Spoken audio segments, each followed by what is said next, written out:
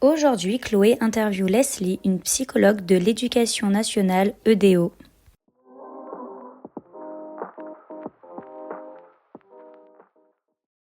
Bonjour. Bonjour, donc je suis Leslie Landriot et je suis psychologue de l'éducation nationale au CIO de Montpellier Esplanade. CIO, c'est pour Centre d'information en orientation. Euh, Mon métier consiste à travailler auprès des élèves de collège, lycée, université pour les accompagner dans leur réussite scolaire et la construction de leurs projets professionnels. De manière moins fréquente, je peux aussi recevoir des adultes pour questionner des projets de reconversion, par exemple. En parallèle de ces spécificités en lien avec l'orientation scolaire et professionnelle, j'ai des vraies missions, entre guillemets, de psychologue qui sont liées notamment au bien-être à l'école et à la réussite scolaire. Est-ce que tu peux nous dire quelles sont tes formations? Donc, moi, j'ai une formation initiale de psychologue. Donc, j'ai d'abord fait une licence en psychologie à l'université Paul Valéry, puis un master. J'ai choisi de me spécialiser dans la psychologie de l'enfant et donc j'ai une licence qui est spécialisée dans la psychologie du développement. Et j'ai fait un master aussi sur Montpellier qui s'appelait à l'époque psychologie du développement, de l'éducation et du handicap. Dans ce master-là, j'ai acquis des connaissances majoritairement sur les troubles du neurodéveloppement, mais aussi sur le développement typique des enfants et sur la psychopathologie qui touche majoritairement les mineurs, ou en tout cas la forme spécifique qu'elle peut prendre. Euh, Ce master-là avait quand même une forte tendance à vouloir utiliser de la psychologie qui est basée sur l'épreuve et les sciences. Donc, je dirais que j'ai une formation qui est plutôt centrée autour de la neuropsychologie et de ce qu'on peut considérer comme les TCC. Pour être psychologue de l'Éducation nationale, tu as passé un concours. Oui, effectivement, j'ai passé un concours et à la suite de ce concours, j'ai eu une année de ce qu'on appelle de stagiarisation, où en fait, pendant un an, un petit peu comme les profs, je suis fonctionnaire stagiaire et encadrée, tutorée sur mon poste jusqu'à la titularisation finale.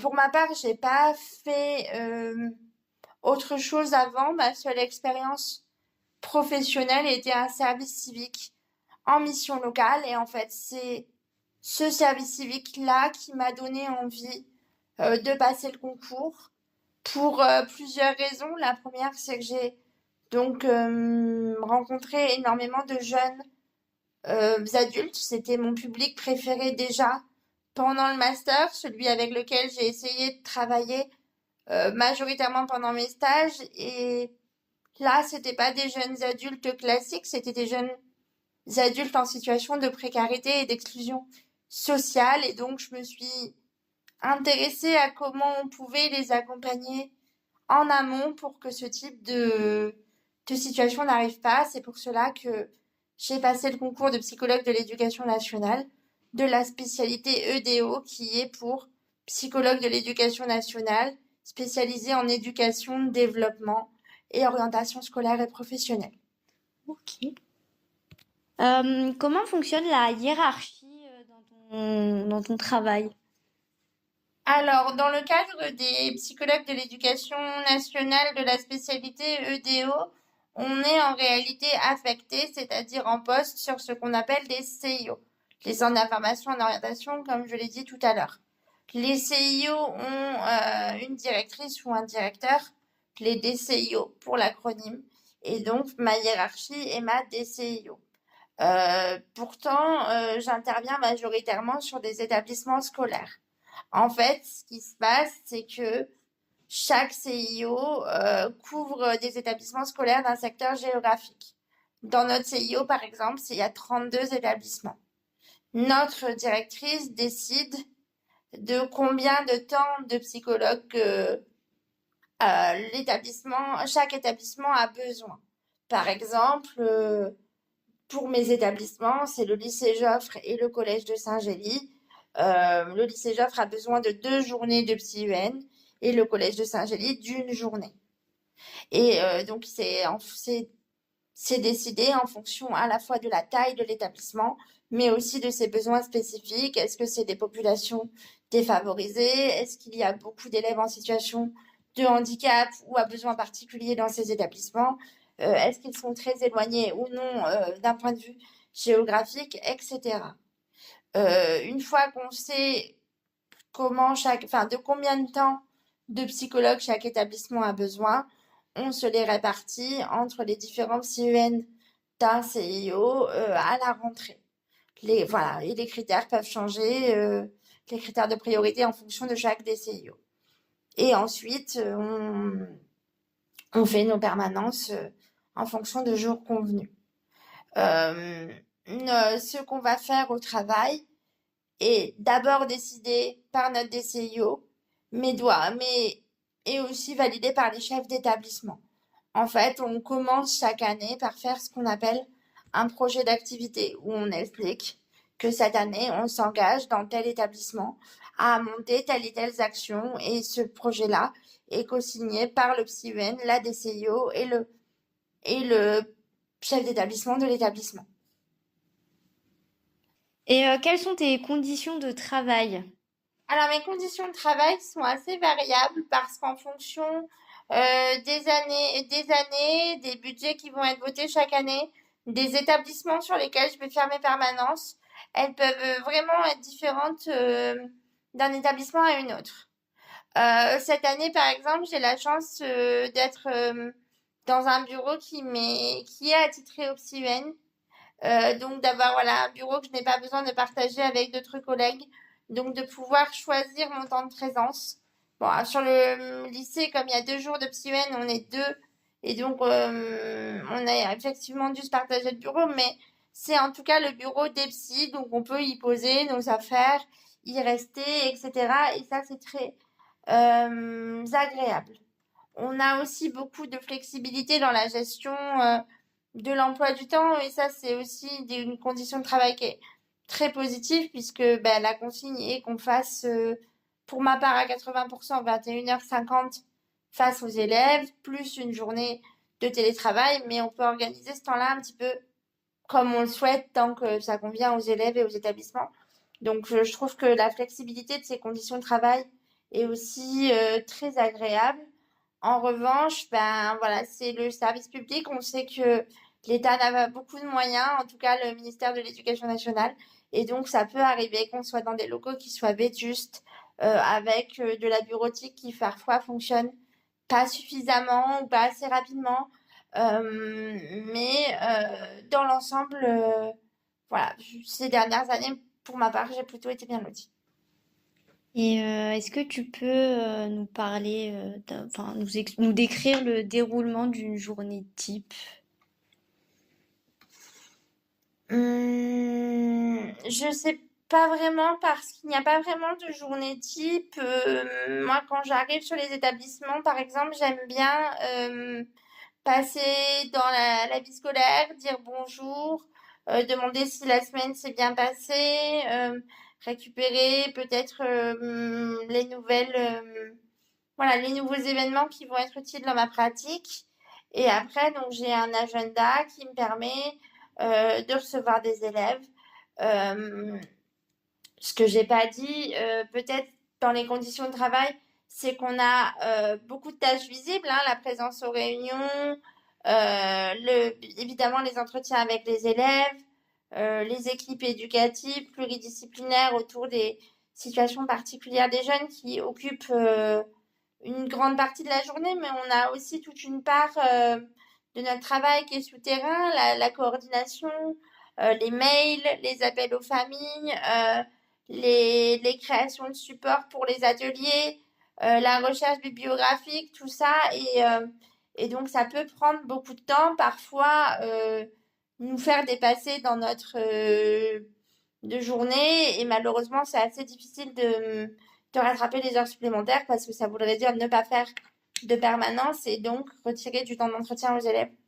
Donc voilà, il y a une phase un petit peu cachée dans les journées, mais je peux pas dire qu'il y ait beaucoup de journées types parce que même si j'ai des entretiens prévus d'une semaine sur l'autre, pour ma part, j'essaye de garder beaucoup de flexibilité, à la fois pour les urgences, mais aussi pour être présente sur des temps un peu informels auprès des équipes, parce que c'est comme ça qu'on fait du lien et qu'on peut arriver à être sollicité pour les choses qui sont importantes.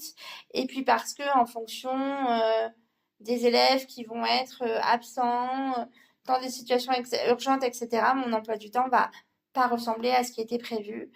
Euh, j'ai la chance d'avoir des permanences sur des journées complètes, donc je n'ai pas à beaucoup me déplacer entre les établissements. Je peux y rester la journée, mais voilà, je sais pas. Et au niveau de la quantité de travail, parce qu'il y a quand même beaucoup de tâches à faire, est-ce que, enfin, le volume horaire à peu près, que ce soit pendant ou en dehors du temps de travail? Alors, je le disais, le volume horaire officiel qui est devant les élèves, il est de 21h50. Ensuite, il y a l'équivalent à peu près d'une journée qui doit être consacrée en télétravail à notre gestion administrative, nos comptes rendus, nos recherches personnelles, nos mises à jour de connaissances, etc. Ce temps-là est difficilement quantifiable et très variable en fonction des périodes, des procédures qui vont demander ou pas des dossiers, des comptes rendus. Et donc, comme il est difficilement quantifiable, je pense qu'il est très facile de le dépasser. Et il peut arriver effectivement, selon les périodes, qu'on travaille finalement bien plus que ce qui est officiellement quantifiable. Mais de la même manière, il y a aussi des périodes un petit peu plus calmes où on est moins sollicité. Donc peut-être ça s'équilibre à l'échelle d'une année. Quels outils tu utilises dans ta pratique au quotidien? Donc j'utilise des outils assez classiques hein, pour le psychologue, majoritairement l'entretien. Ensuite, la conduite ou l'animation de réunion, en tout cas la participation aux réunions. Ça peut m'arriver aussi d'utiliser beaucoup, enfin peut-être des outils qui appartiennent un peu plus à la psychoéducation quand pour voilà un peu amener des concepts aux profs, aux familles, aux élèves. Dans le cadre de l'orientation, on utilise aussi ce qui peut, enfin des questionnaires d'intérêt par exemple, des vidéos informatives sur les métiers, on accompagne les élèves pour qu'ils fassent ce qu'on appelle des enquêtes métiers, ce genre de choses. Évidemment, dans le cadre de la difficulté scolaire, on va utiliser des outils psychométriques, par exemple les WISC, la Conners pour les troubles du comportement. Ça peut m'arriver d'utiliser la Vineland pour l'accès à la professionnalisation. Évidemment, on passe beaucoup de temps à faire du mail, du courrier, du compte-rendu, donc tous les outils de bureautique. Depuis récemment, j'essaye, voilà, dans ma création d'outils, d'essayer d'insérer un petit peu enfin, de l'intelligence artificielle parce que je pense que ça peut être un gain de temps et faciliter peut-être certaines de nos tâches qui peuvent être considérées comme répétitives. Et peut-être de manière un peu moins fréquente, on peut faire de l'animation, soit de groupes de parole ou d'ateliers sur des thématiques spécifiques. Et avec quel partenaire tu travailles? Alors, les partenaires les plus fréquents, courants, ça va être les équipes de direction et les équipes éducatives. Je pense notamment au CPE. Je travaille aussi beaucoup avec les infirmières et les assistantes sociales au sein des établissements. Enfin, bien sûr, les profs, puis tous les partenaires extérieurs de droit commun, mais aussi de troisième ligne, comme les centres experts dans l'autisme ou certains autres troubles du neurodéveloppement, quand il s'agit de coordonner les accompagnements des élèves. Dans ta profession actuelle donc de psychologue de l'éducation nationale, quels sont les avantages? Je dirais qu'un des avantages les plus marquants, c'est quand même la gestion du temps, avoir la possibilité d'être en vacances pendant les vacances scolaires et d'y être payé. Bah, mine de rien, dans notre société actuelle, c'est quand même un avantage qui est non négligeable, évidemment. Le fait aussi que la gestion de notre emploi du temps et de notre quantité de travail puisse être flexible en fonction de nos propres besoins, mais aussi de ceux des établissements et des familles. Moi, j'apprécie aussi beaucoup. J'apprécie la grande diversité des missions qui permet de jamais s'ennuyer, mais aussi peut-être d'adapter, voilà, ce qu'on va faire en fonction de comment on se sent, bah, de ce dont les gens ont besoin, des ambiances peut-être d'établissement. C'est quand même quelque chose qui est très chouette. Un autre désavantage, c'est pour moi le fait aussi d'être dans l'insertion, l'orientation, la construction de projets. On est dans le positif de la vie des personnes. Donc effectivement, en tant que psychologue, on voit des gens qui vont mal et on accompagne des personnes en difficulté, mais c'est pas le drame, le cœur de notre métier. Au contraire, le cœur de notre métier, c'est le futur, le projet, la motivation et c'est des éléments qui sont, voilà, qui sont plutôt positifs. Donc, être du bon côté de la barrière de la vie des gens, c'est, je trouve, un privilège et quelque chose de chouette. On peut recevoir aussi beaucoup de reconnaissance de la part à la fois des collègues, mais aussi des enfants et des familles parce que ben, parmi l'ensemble des professionnels qui vont rencontrer dans un établissement scolaire, le psychologue, c'est peut-être encore le seul qui a du temps à leur consacrer, rien que pour eux, sans objectif ni de résultat, ni menace de punition. Et c'est vrai que du coup, ben, relationnellement, on a souvent le beau rôle et c'est agréable. Qu'est-ce qui peut être un autre avantage? Le fait que la profession soit récente, hein, depuis les réformes de 2017, ça la rend en constante évolution encore et du coup, ça nous donne la liberté quand même d'innover beaucoup, de se former beaucoup et c'est très appréciable. Et les inconvénients, ben, évidemment, c'est les limitations qui vont être causées par le manque de budget, qui permet pas de faire les choses toujours aussi bien qu'on aimerait, qui parfois complique un peu des situations parce que ben, quand on sait quelle serait la bonne solution pour un jeune, mais que malheureusement, ben, on est tributaire des listes d'attente, des places, ben, c'est un petit peu toujours frustrant. Les vacances scolaires, c'est un très gros avantage, mais ben, c'est un inconvénient au quotidien parce que du coup, ben, on n'a pas trop de flexibilité en ce qui concerne le temps libre. Qu'est-ce que je peux trouver aussi comme inconvénient?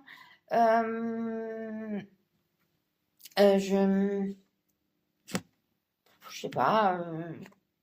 Non, je pense que c'est peut-être un petit peu ça. Voilà, le cadre un petit peu rigide, à la fois de la hiérarchie et à la fois des finances et puis du temps, parfois. Et un des inconvénients majeurs, je dirais, c'est que les missions sont tellement nombreuses que parfois on n'a pas le temps de toutes les faire, ce qui oblige souvent bah, soit à se restreindre, soit à travailler beaucoup plus que nécessaire. Et j'ai vu enfin, voilà, beaucoup de collègues parfois s'épuiser un petit peu et c'est dommage. Comment tu gères la mise à distance face à des situations qui peuvent être super difficiles? Alors, l'avantage quand même du CIO, c'est d'avoir beaucoup de collègues, puisqu'on a toutes les semaines la possibilité de rencontrer bah, les autres psychologues du secteur, de pouvoir discuter, de pouvoir faire le point et échanger. Donc, je pense que c'est vraiment une des plus grandes choses qui permet de mettre à distance ce qui est difficile. Personnellement, j'aime bien aussi ne pas forcément toujours rentrer tout de suite chez moi et me laisser le temps de traiter voilà, peut-être les situations, les émotions que j'ai trouvées compliquées pour pas toujours les ramener à mon domicile. J'ai aussi parmi mes proches pas mal de personnes qui sont soignantes aussi, que ce soit psychologue ou d'autres métiers, ou alors accompagnants plutôt dans le domaine social. Et du coup, le fait d'avoir des amis avec qui on partage un petit peu le même type de quotidien, de difficultés, bah, ça permet de pouvoir se partager des anecdotes, de pouvoir peut-être tourner à la dérision certaines situations, rigoler et puis être compris. Et puis personnellement, moi, ça me suffit. Et, Et je pense que même si on vit des situations parfois compliquées, on est quand même à l'école. Et l'école, c'est avant tout un lieu de vie et de quotidien et de développement. Et c'est pas non plus un lieu où les drames doivent être monnaie courante. Donc, j'essaye quand on en traverse qu'il n'impacte pas trop parce que il faudrait pas considérer que ce soit quelque chose de normal que d'emplir des établissements scolaires de drame. tu dirais que tu te sens plutôt épanouie dans ton travail actuel? Oui, effectivement, moi j'aime beaucoup le fait de pouvoir faire des choses un petit peu différentes, de toujours avoir accès à de nouveaux projets, de nouvelles émulsions. Le fait aussi d'avoir eu l'autorisation de pouvoir enseigner en parallèle de ma pratique, ça m'apporte aussi bah, une bouffée d'autres choses et la satisfaction de pouvoir donner envie à la nouvelle génération de psy de travailler avec nous et de devenir psychologue aussi dans l'éducation nationale idéalement, mais aussi ailleurs. Enfin voilà, moi j'apprécie beaucoup mon travail et je m'y épanouis, notamment parce qu'il me donne la liberté de diversifier mes tâches. T'as dit que t'enseignais aussi à côté de ta pratique? Oui. Oui, effectivement, j'enseigne depuis cette année au sein du master, bah, le vôtre, le master PASCO, psychologie des apprentissages scolaires et donc ça me donne aussi une vision de comment on peut être perçu le métier à l'extérieur. Et je trouve que finalement, c'est aussi enrichissant pour ma propre pratique et les jeunes étudiants sont aussi plein de créativité et conscient des nouveautés dans la psychologie, celles desquelles on n'a pas forcément toujours le temps de de connaître. Et je trouve ça très enrichissant et très nourrissant pour mieux pratiquer au quotidien.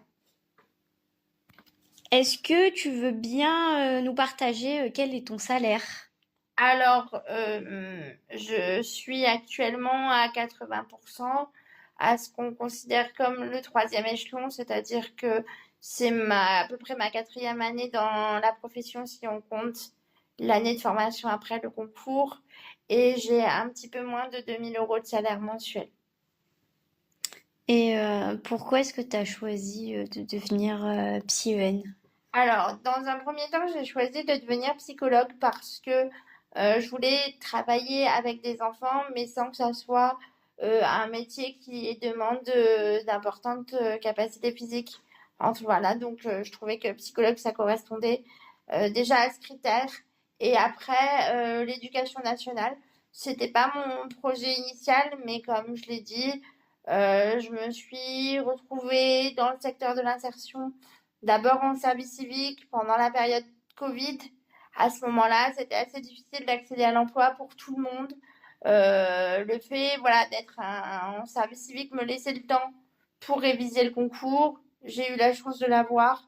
Et finalement, ce métier-là me plaît. Donc, c'est un concours de circonstances, mais qui est en réalité une belle opportunité. Et quel conseil tu donnerais à quelqu'un qui voudrait exercer ce métier aussi? Alors, je conseillerais de passer le concours parce que c'est vrai que le jeu des mutations fait partie des inconvénients. D'ailleurs, j'aurais peut-être dû en parler avant quand tu m'as demandé les inconvénients et les avantages. Mais d'un autre côté, pour discuter avec plein de collègues, que ce soit en termes de salaire, de gestion de temps, de sécurité de l'emploi, de reconnaissance, le statut de fonctionnaire par rapport à celui de contractuel est beaucoup plus confortable. Donc, quitte à faire le métier et en subir les inconvénients, autant pouvoir bénéficier des avantages. C'est un petit peu comme ça que je le vois. Et puis, ce que je peux peut-être vous dire, c'est peut-être euh, faites-vous accompagner dans votre entrée en poste, acceptez toutes les formations qui vous sont proposées, demandez des conseils aux autres collègues, faites des recherches parce que personnellement, moi, une des chose qui m'a mis le plus en difficulté, bah, c'est peut-être d'arriver sur 3, 4 établissements différents, de pas savoir comment m'organiser, comment gérer mon temps.